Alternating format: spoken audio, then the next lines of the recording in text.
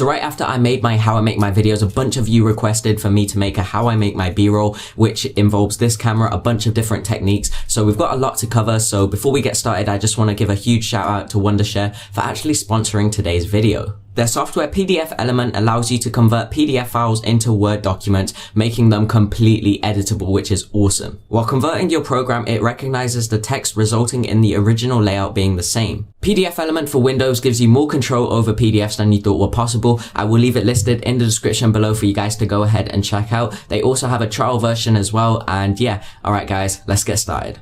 Okay, so the best thing you can do is get yourself a fluid head tripod, which allows you to get those smooth pans and tilts that you see on my videos. I will leave all of my gear linked in the description below, but the one I have here is under $50. Now, the easiest thing to do is learn how to get those smooth pans and tilts, and trust me, the best way to do it is to just practice, practice, and practice. On this particular tripod, there is a lever that allows you to adjust the tension for the tilts, and once you have found the right setting, you can slowly tilt the head and it should look really good. Pans is where the tripod moves left to right, and it does take some practice to nail them. However, you just have to be consistent with the movement. A tip for anyone that has a tripod without a fluid head or just wants a bit more consistency, then simply use a rubber band and slowly pull on that, and you will find the camera panning at a consistent speed. You can also film in 60 frames per second and slow it down in editing, and in fact I have used the cheeky rubber band trick for about a year now until I did progress onto my motorized video head.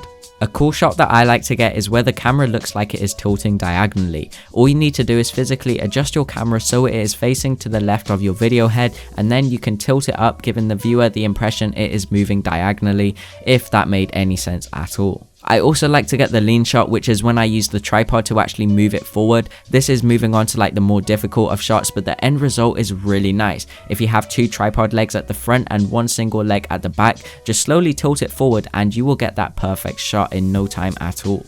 Occasionally I use my slider, and I'm going to briefly show you a few shots you can get by using one. So obviously we have the standard slide shot, which I know a lot of people know about, which involves moving the camera along the slider. Pretty simple, but in order to get the parallax shot, you need to slide and pan at the same time. Definitely a more challenging shot to get. It takes a lot of practice to get right and is extremely hard if you are a one-man crew, so I use a motorized video head which does the panning for me, allowing me to focus solely on the sliding shot. It takes me a few tries to get it right, but the end result is stunning, and if you want to get fancy, you can also tilt and slide the camera at the same time, which is as equally as hard as the parallax. So for this, move your camera right onto the left hand side of your slider and then tilt your video head all the way up. Now slide the camera and tilt your video head down at the same time, and it should look something like this. Like I said, it is very hard to do, but if you have the right equipment and you take the time out to learn it, the shots are amazing.